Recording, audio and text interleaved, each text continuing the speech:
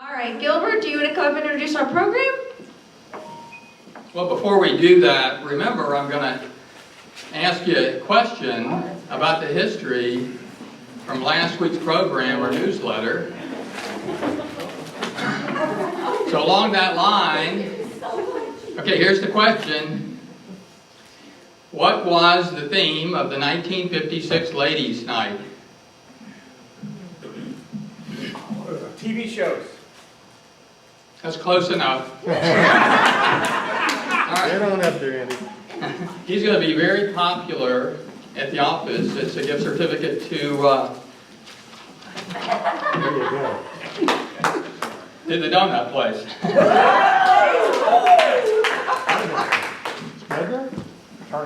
Turner's. What else? That's the donut place.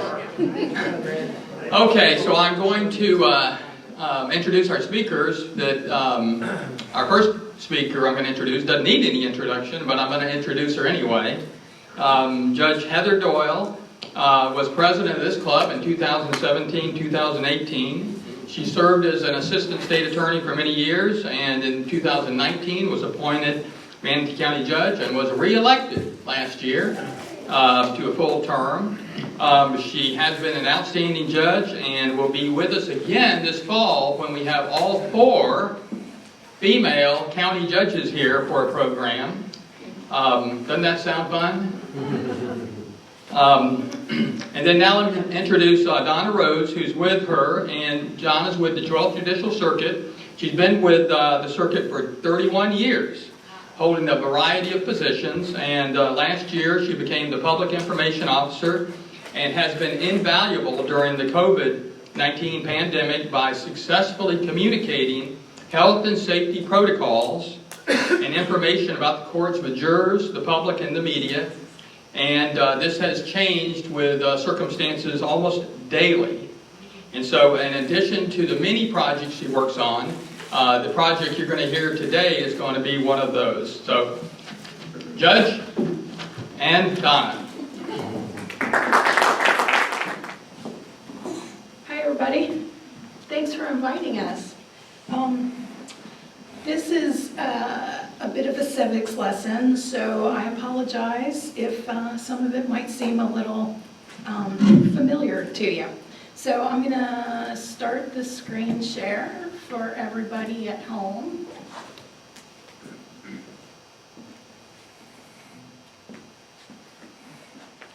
Let's start our PowerPoint presentation. All right, so the first slide is a primer on our branches of government. So the legislative branch, they are the ones that write the laws. We have Congress, the taxes, they mint money, they declare war. We have the executive branch, which enforces the laws, so the president or the governor, commander-in-chief, law enforcement, prosecution, and then they veto bills. And then there is the judicial branch. So the Supreme Court and the Florida Supreme Court are the ones to declare laws unconstitutional. And then that leaves the trial courts, which is what the 12th Judicial Circuit is. It's a trial court. And we're also, our geographical area is Manatee, DeSoto, and Sarasota counties. So we're considered a medium-sized circuit. Next up, a brief video on the state court system. Our nation's state courts have been upholding our rights and liberties for hundreds of years. They honor tradition but lead in innovation, and they never stray from their founding principles. Established in 1787, when our young nation's most iconic statesmen gathered in Philadelphia to hammer out a new government for a new nation, arguments ensued, with different sides wanting different governing powers.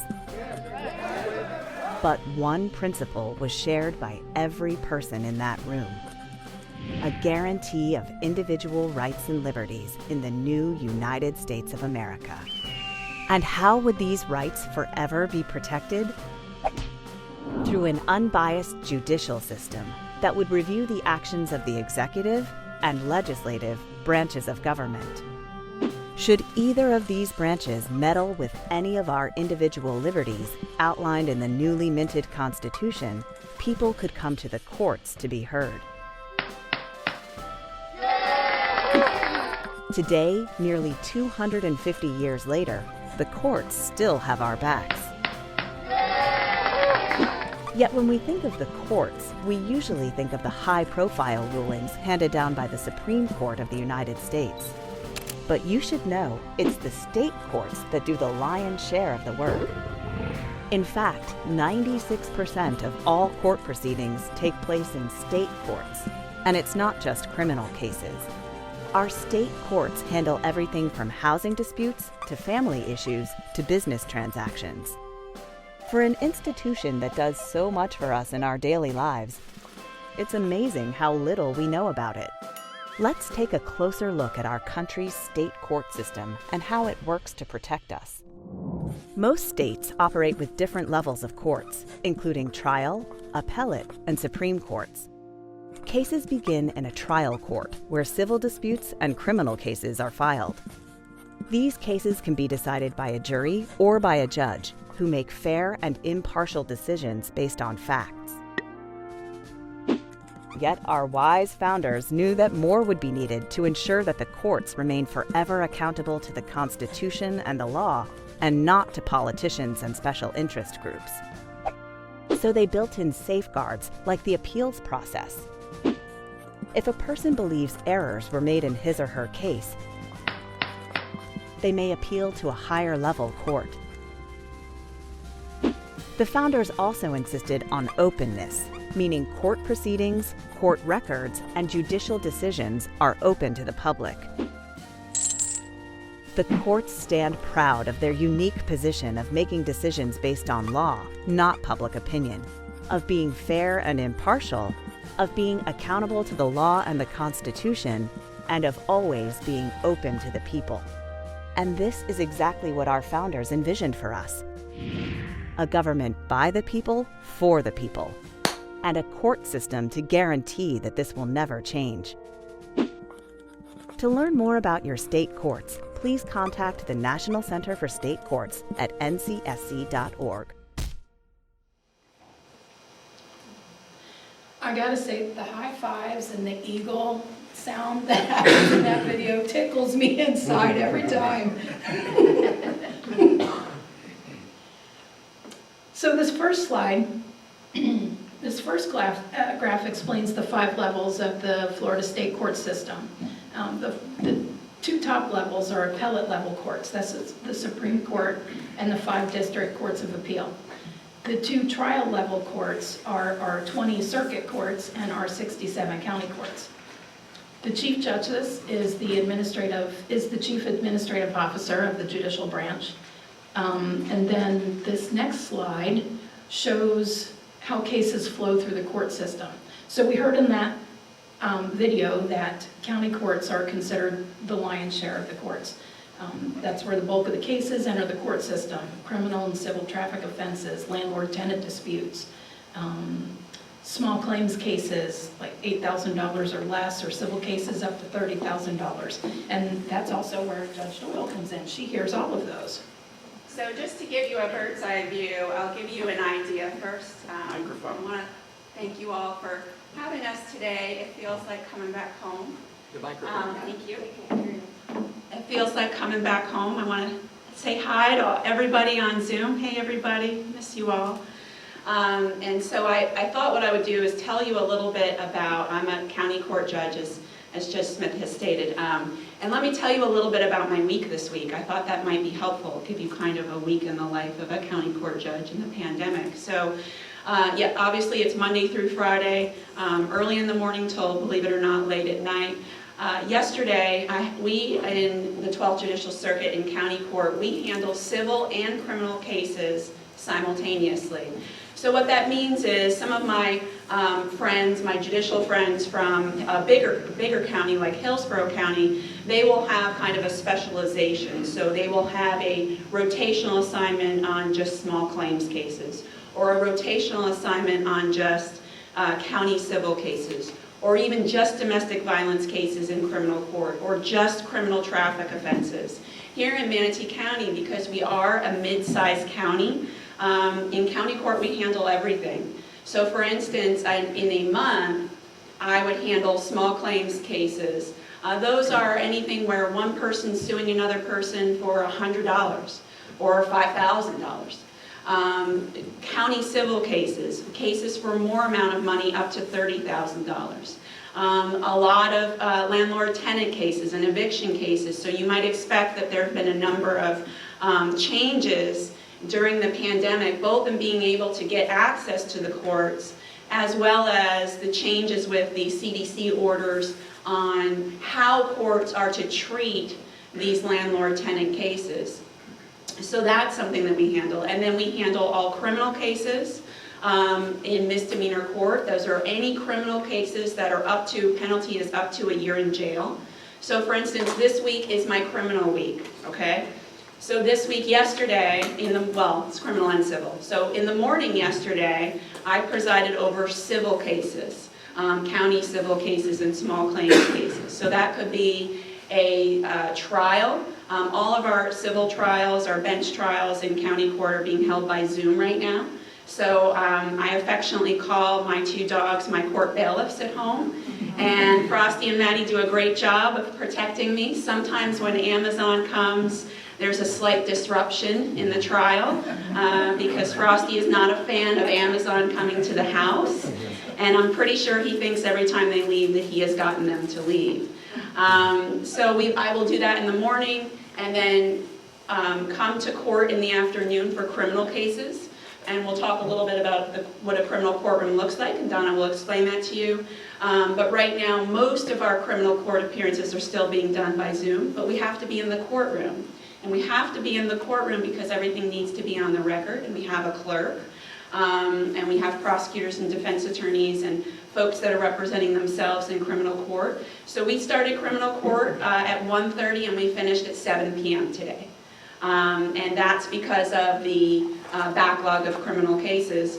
But what I'm so proud of this circuit is we are continuing to give everyone access to the courts, continuing to give everyone the opportunity to be heard, and to still have our courtroom doors open, whether they be virtually or in person. I will now share with you something that's a little more personal. So when I was appointed, I was bombarded with phone calls from my soon-to-be judicial colleagues, all congratulating me. I mean, they really do make you feel extremely welcome. But one of the first questions they asked me was, what kind of a robe are you going to get? And I thought, I don't know, I'm going to have a black robe, and what does that mean? And so now I'll show you, and I don't know if Zoom can see. So I opted for snaps, okay? And so I was told, a lot of my colleagues said, are you going snaps, Velcro, or zipper? And I thought that was just hilarious. I said, I don't know. So I went with snaps. Do you want to know why I went with snaps? Yes. Okay, I went with snaps because when you're on the bench, well, I'll show you in a minute. When you're on the bench, it gets hot. I mean, depending on the kind of robe you can get silk, you can get polyester. I got the cheapo kind, just in case you're wondering, because silk is really expensive. But I went with snaps because it can get really hot on the bench, especially if you have kind of a contentious hearing. You'd be surprised how warm you get. And one of my judicial colleagues, who will remain nameless, Judge Inman, she said, what's cool is you can unsnap at the bottom to give you some wind, to get some ventilation. So I'll show you. So sometimes I'm sitting on the bench. This is now no longer a secret because I'm sure it's going online. And you can see that I can kind of unsnap it. So if I'm here, then that way I can get more ventilated. The other big thing is pockets. Pockets are also huge, in case you're wondering. And I have pockets because I'm always forgetting pens, stealing other people's pens. I also have some things that I have for when I'm particularly stressed that I keep in my pocket to try to keep me focused on the proceedings. So with that, I'm going to let Donna move on to the next point. But so with county court, here in Manatee County, we do it all. So this week is criminal and civil. Next week would be civil. We have a week of jury trials, and we just finished up. I think I did 2 jury trials last month. I've done 4 since the pandemic, criminal jury trials. And pretty soon we'll start doing our county court civil jury trials as well. Yes, Andy? Since most of your hearings are on Zoom now, have you looked into getting a filter where you just have the robe on in your face? So you wear it, you just have a Zoom filter. You know, I have not. The question was, have I looked into having a filter that would just have the pre-printed robe with just maybe me from the neck up? That's a great idea. If you could send that to me, I'd be all about it. We'll get right on it. All right, but I do have a virtual background, which is and it's been allowed by our courts, and it has the seal in the background. But that's a great question, Donna.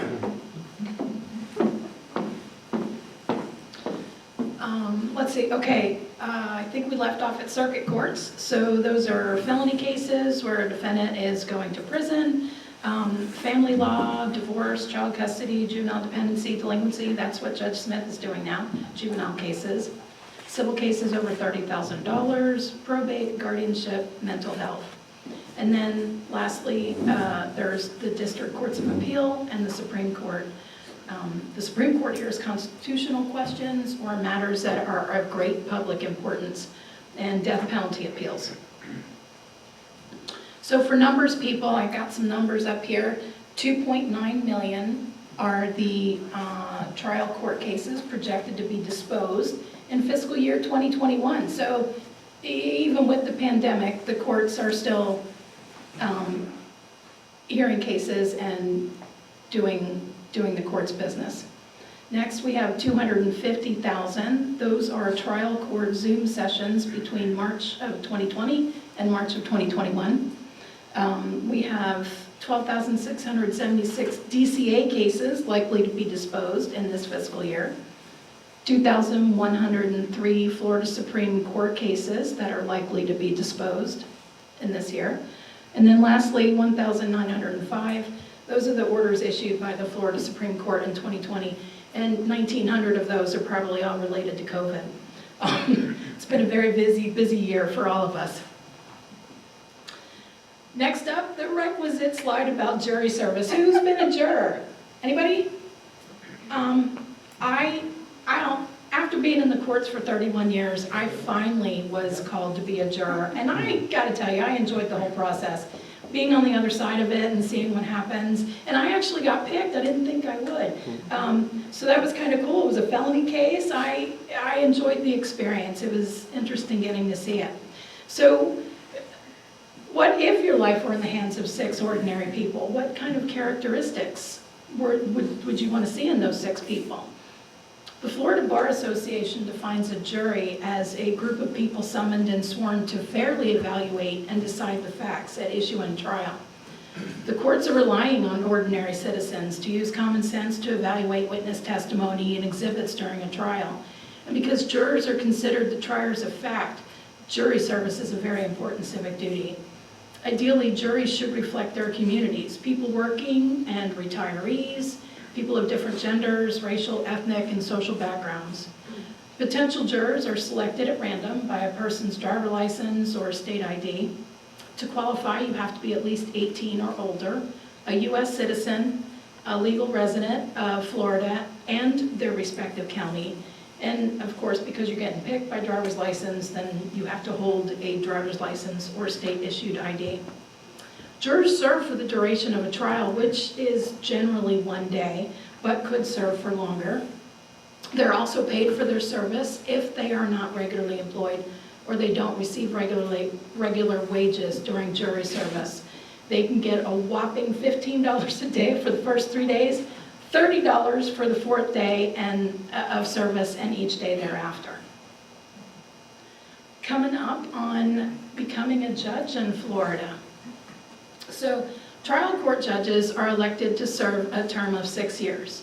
But if the judge isn't able to fulfill that term, then the governor has to appoint a successor from a list of names that's provided from the Judicial Nominating Commission, or the JNC, in our jurisdiction. That newly appointed judge must then run in the general election to retain his or her seat, and then once elected, the judge's term will be 6 years. Appellate judges and Supreme Court justices are appointed by the governor from a list also from the JNC. They must then face a retention or yes or no vote in the next general election. And then once they win their retention election, that judge or justice will serve a 6-year term. Each JNC consists of 9 members, all of whom are appointed by the governor. 4 members come from a list of nominees from the Florida Bar, and the governor directly appoints the remaining 5 members. Each member serves a term of 4 years. There are no term limits for judges in the state court system, but all judges and justices must retire by their 75th birthday. And then to be elected or appointed to a judicial seat, an individual must have graduated from an accredited law school, accredited by the American Bar Association, a member of the Florida Bar Association, a registered voter, and then must reside in the geographic area in which they'll represent. So I thought what might be helpful is to give you a practical example of what that's like. As Judge Smith told you, I was appointed by Governor DeSantis in 2019. And at that point in time, I had been a lawyer about 19 years, so certainly I had the bare credentials to be able to do that. So the way that it works when you're appointed is you are given an opportunity to submit an application to the Judicial Nominating Commission. The appointment happened because my predecessor, most of you may know him, former judge, actually current judge, Doug Henderson, retired. And because of the timing of his retirement, his successor was to be named by appointment, and that's the reason why that happened. So you have to submit your application. It is a lengthy application. It probably took me, with revisions, 100 hours to complete. And then I went to Kinko's to get the copies made, and I had gotten, because you have to have copies for everyone, and every Judicial Nominating Commission, as the members rotate on and off, may have slightly different requirements. Some require it to be done in PDF, some require it to be done with hard copies. I'm only, this one was, I think, PDF plus hard copy original. So I went to Kinko's to make copies, and I had looked over it 100,000 times for typos. And what do you think happened when I was driving home with what I considered to be the final version of that application? What did I see? A typo. And so I turned right around and went back and had the copy made again. So that lots of funny little stories. But and then you submit your application. The Judicial Nominating Commission convenes, and they decide who they want to give interviews to. And I was obviously blessed to be given an interview. And then they interviewed you in person. This is before the pandemic, so I interviewed. They held it at the Judicial Center. And I want to say the interview was about an hour long, and it's a U-shaped setup where all the chairs are set around in a U, and you walk in and you're seated at the head of the U, and then they begin their questioning. And for mine, there was actually a reporter in the room that was reporting about the interview, and I think it was also published in the newspaper, the interview. So no pressure, right? And it's funny how whenever you interview for the job of your lifetime, the things that go through your head, from what are you going to wear to, with women, how are you going to do your hair, and how much makeup are you going to put on, how much jewelry are you going to put on. I mean, all these things become such micro decisions, right? And I'm sure you've all been through big interviews and you know exactly how that feels. It's kind of like your professional wedding, right? So, is this interesting at all? Do you want me to? Okay. So, I know, a professional wedding. It is kind of like a professional wedding. But then, so the interview happened, and you finish, and it's just a huge adrenaline dump when you leave, just like I'm sure in sports, if y'all have been involved in sports or big interviews, what it's like. And then you wait, And then you wait to see if they're going to give you the opportunity to go to the governor's office in Tallahassee. And again, it's still like a dream. I still can't believe it. I was chosen as one of, I think, 6. You're allowed to, one of the rules for the Judicial Nominating Commission is you have to choose at least 3 and a maximum of 6 to send up to the governor. Okay, so they have to do a minimum of 3. The maximum is 6. And so again, just unbelievably fortunate to have an opportunity to go up to Tallahassee. And then you wait for the interview date and time. The governor's office tells you when you are going to have your interview date and time. That's, I don't think that's negotiable. I certainly didn't consider it negotiable. So I went up to interview, and with this interview, and every governor does it differently. With this interview, it was with his general counsels. So I want to say there's 4 or 5 general counsels. So you get up to Tallahassee. I chose to stay in a hotel overnight because I was so panicked and worried that what would happen. That I wouldn't get there on time, right? Because Tallahassee is a 5-hour drive. At least for me it is, at least. And so got up there and interviewed with the governor's general counsel. That again took about an hour. And then, the state of the preparation, you're trying to prepare for everything, anything they would possibly ask you.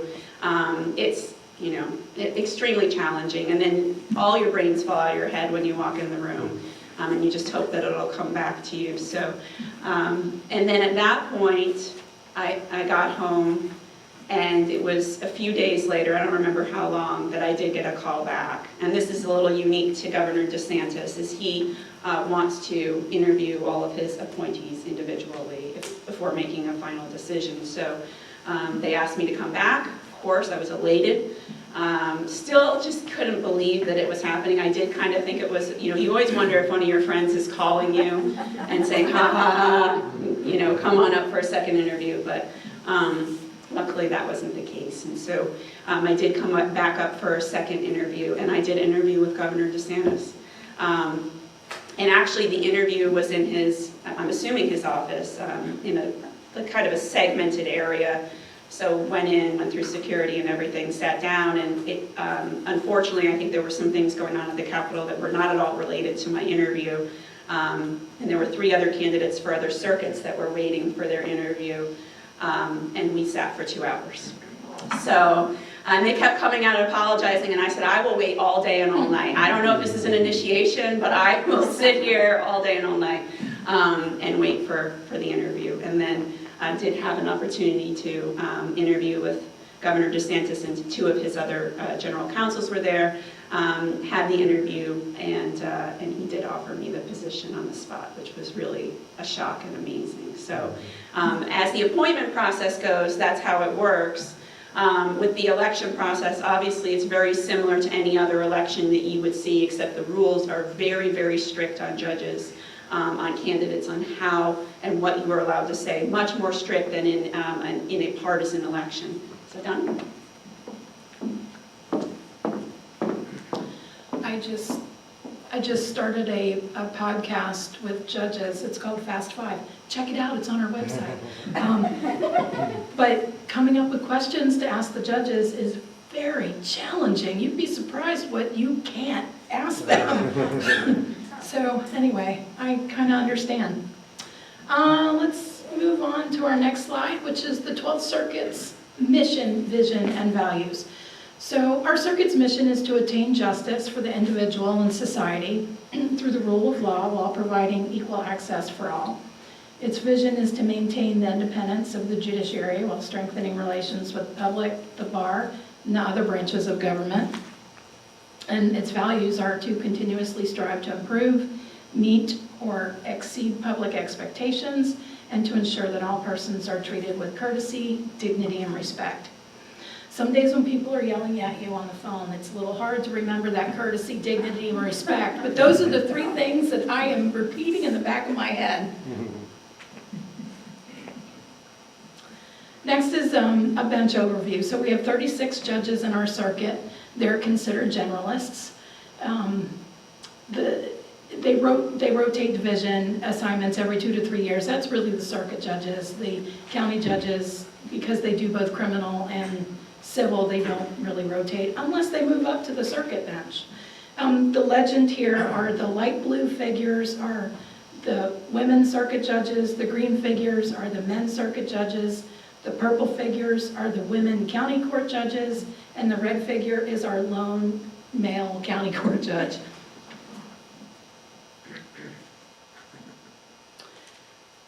Circuit courts have 4 divisions, so we have criminal, family, civil, probate, and guardianship.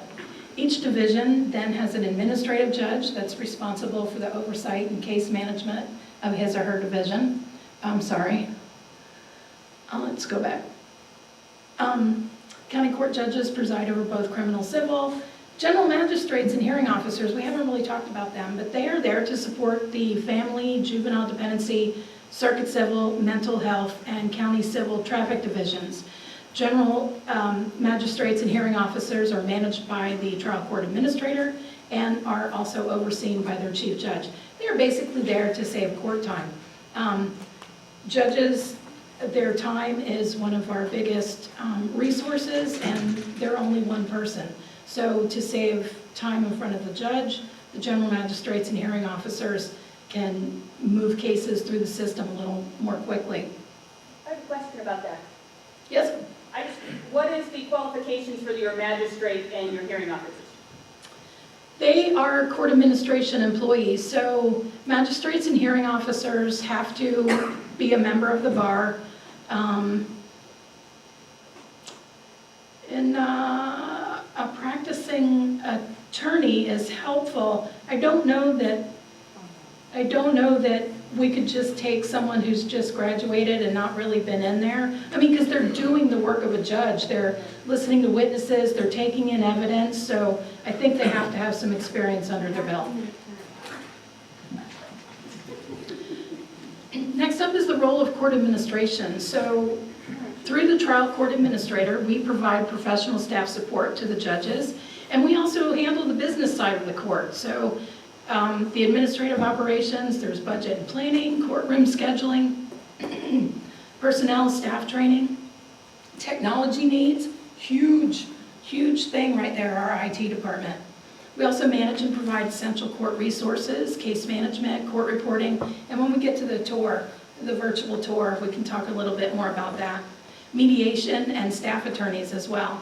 And then we also oversee policies that enhance court performance by reviewing reports and statistics that help move cases more efficiently through the court system.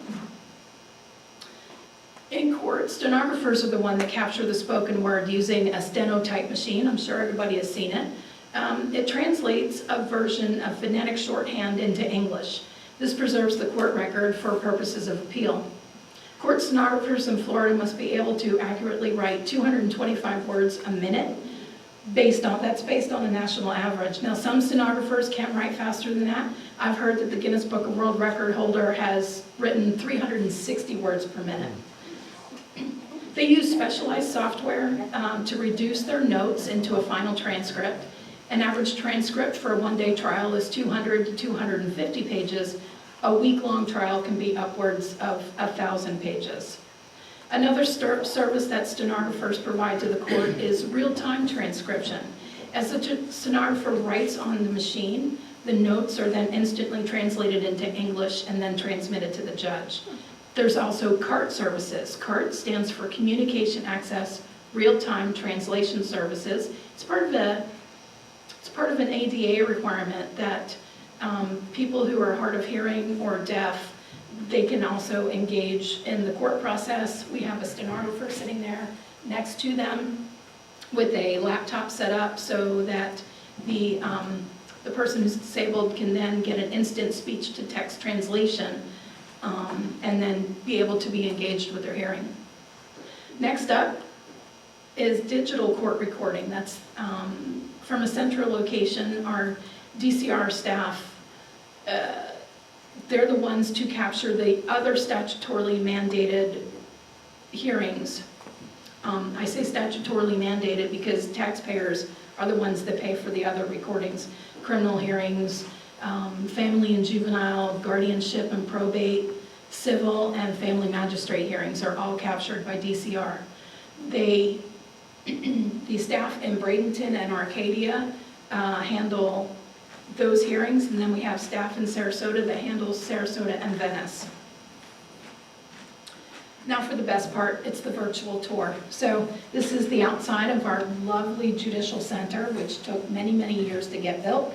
I remember when they were trying to get all of this done, and I have to say I'm really happy to live in this building. This is our grand stairwell. Now that you've cleared security, we're going to begin our tour. We're going to ride the escalator or climb the stairs to the second floor. And once they're there, we're going to go to the second floor to go down to the first floor to get to the law library. That's where you can access computers and books for legal research. The floor-to-ceiling glass windows allow for lots of natural light.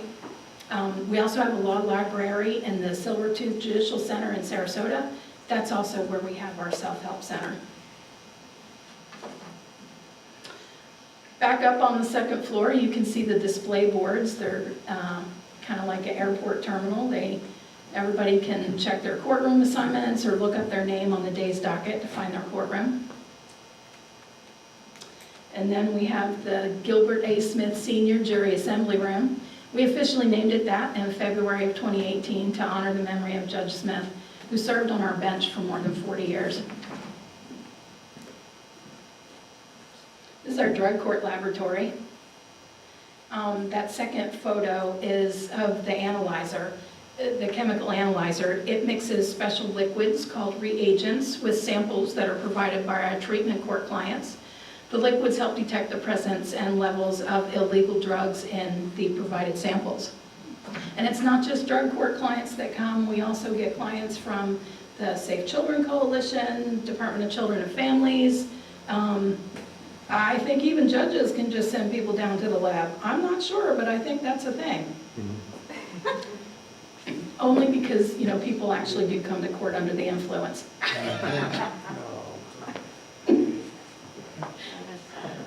If you come to the Manatee County Judicial Center, you're going to see some manatees.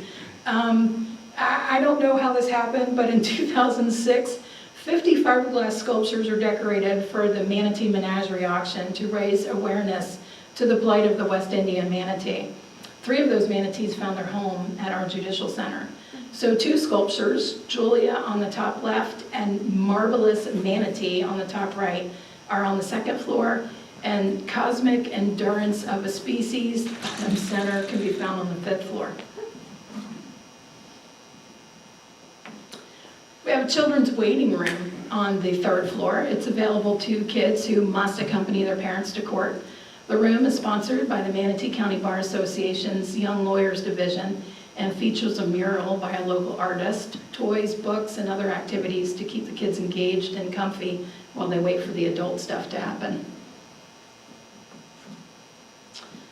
We have tons of meeting rooms on many levels. This is just one of the nicer ones. It's a nice quiet space to discuss sensitive matters before, during, or after court proceedings. This one happens to be on our domestic violence floor, so there's probably a reason why it's all filled with glass and people can see in real easily.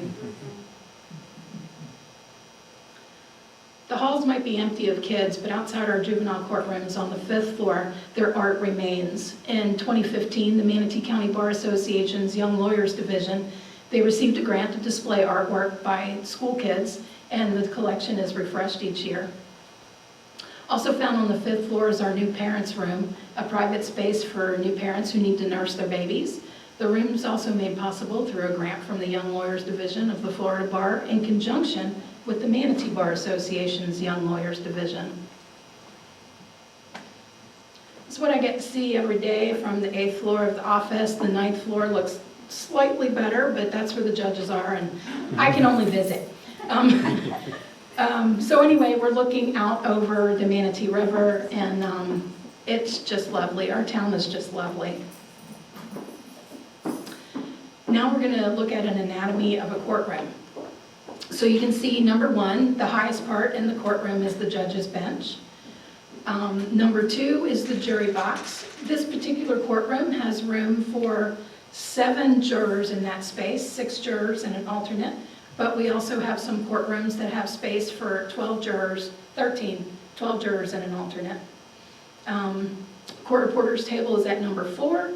And number 3, on either side are council tables.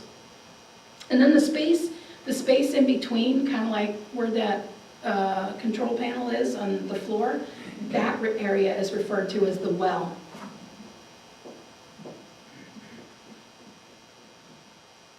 Witness stand on the left and the court clerk's workstation is on the right. This is the ladies' holding cell. There's a men's holding cell too, and I didn't choose that one because there's a roll of toilet paper up there. Just to remind you. Now, when I used to give tours to the kids, when they would come to the courthouse, the holding cell were the favorite places to be for all of these kids. I don't know why, but the metal toilet is a real draw.